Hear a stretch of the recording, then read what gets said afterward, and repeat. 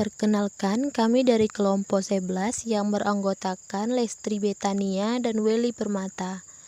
Tugas dari mata kuliah pengembangan nilai moral dan agama dengan dosen pengampu Ibu Nur Kamelia Mukhtar. Judul dari materi kami merancang kegiatan pengembangan nilai moral dan agama anak usia dini.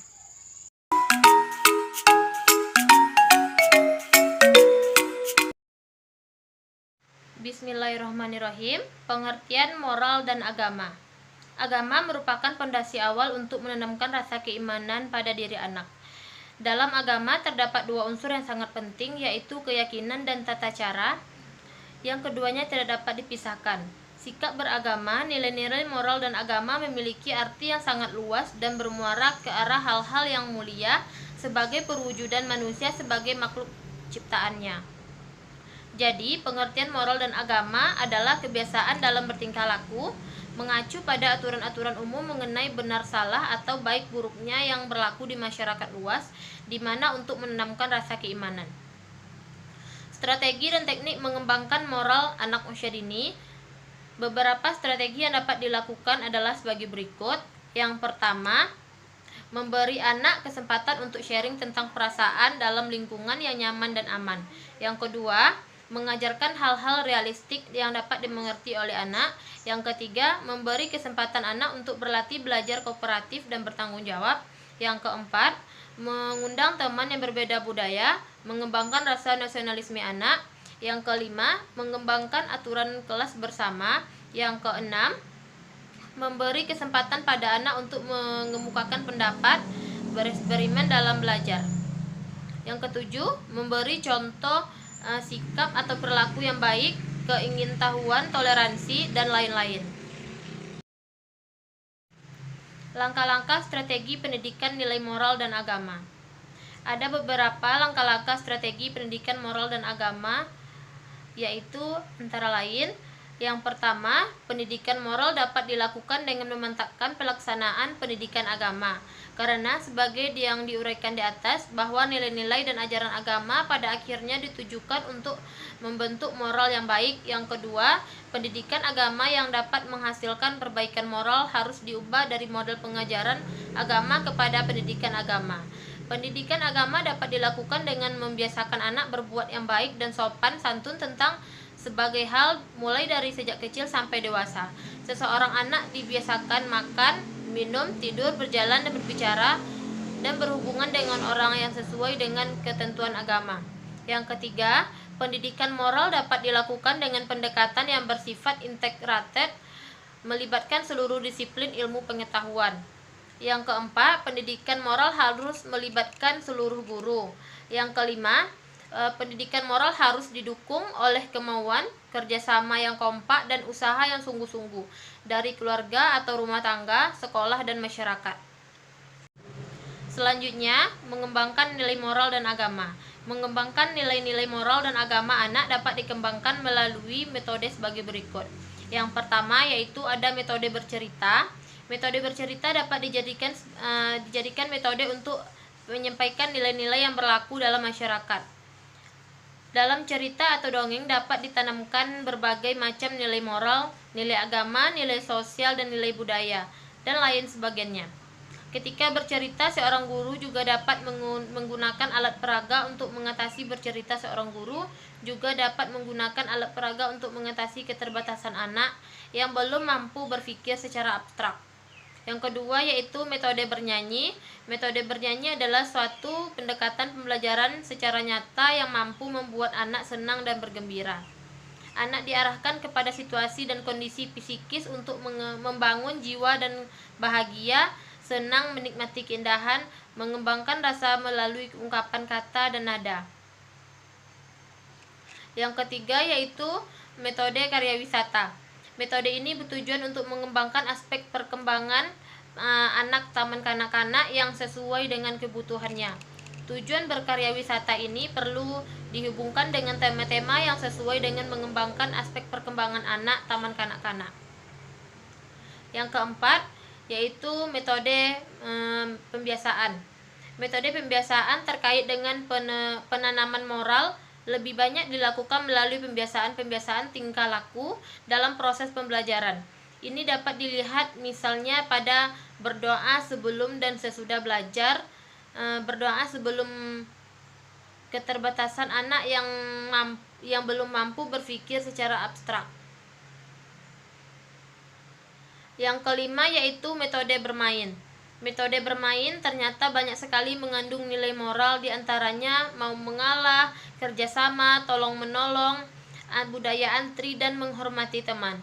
Nilai moral mau mengalah terjadi manakala siswa mau mengalah terhadap teman lainnya yang lebih membutuhkan untuk suatu jenis mainan.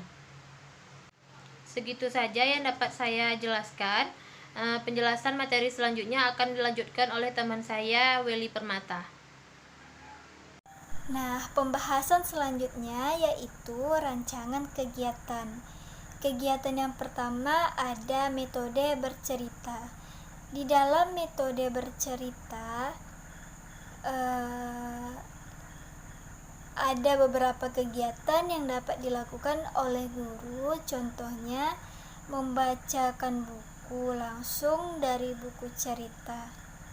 Membacakan langsung dari buku cerita dapat dilakukan oleh guru jika memiliki buku cerita yang sesuai dengan anak.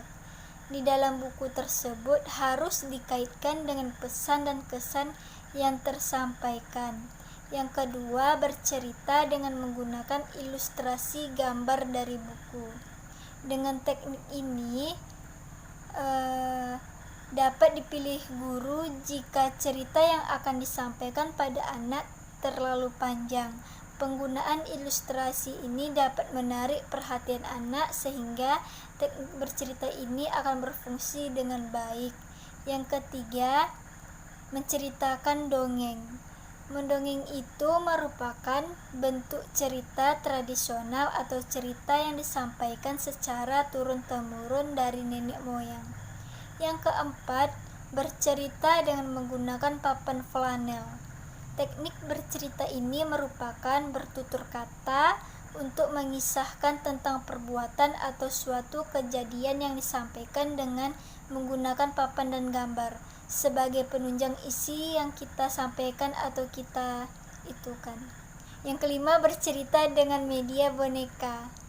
Dengan menggunakan boneka akan tergantung pada usia dan pengalaman anak. Boneka yang digunakan akan mewakili tokoh-tokoh cerita yang akan disampaikan. Yang keenam, dramatisasi suatu cerita. Bercerita dengan memainkan peran tokoh-tokoh dalam suatu cerita yang disukai anak dan merupakan daya tarik bercerita yang disampaikan. Dan yang ketujuh, bercerita sambil memainkan jari-jari tangan. Bercerita dengan teknik ini memungkinkan guru berkreasi dengan menggunakan jari tangannya sendiri. Guru dapat menciptakan bermacam-macam cerita dengan kreativitas guru masing-masing. Kegiatan yang kedua yaitu bernyanyi. Di dalam metode kegiatan ini ada beberapa kegiatan yang dapat dilakukan oleh guru, yaitu bernyanyi sebuah lagu bersamaan yang harus menyesuaikan dengan tema atau materi di dalam pembelajaran untuk anak usia dini.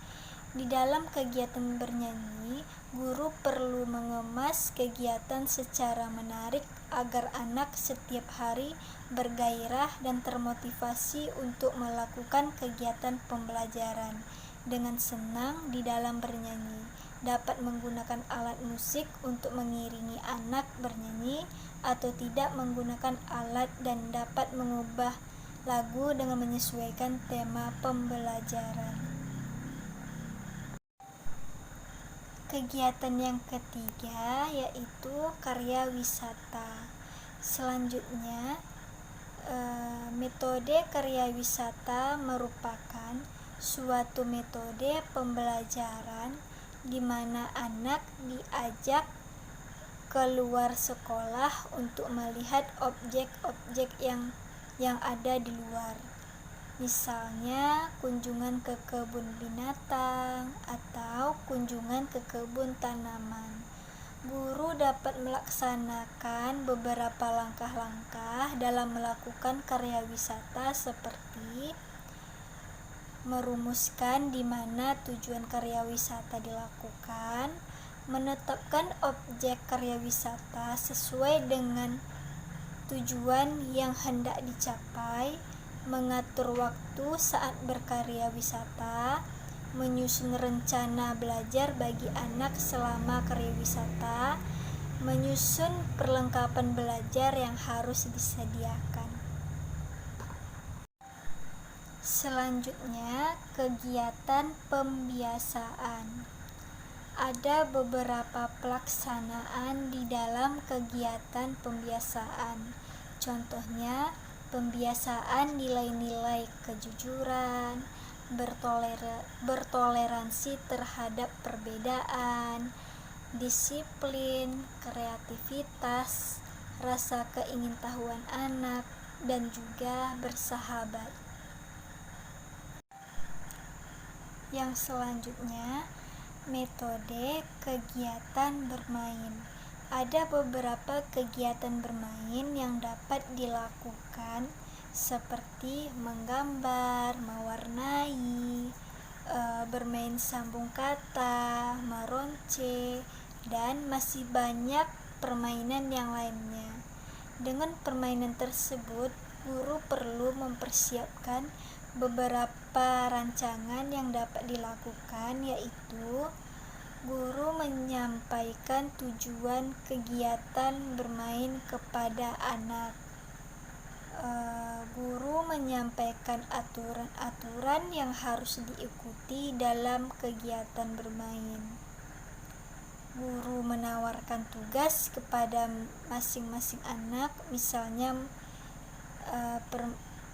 mewarnai, menggambar, dan sebagainya.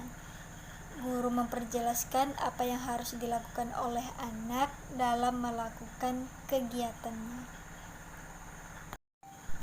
Dan yang terakhir, kegiatan metode bercakap-cakap.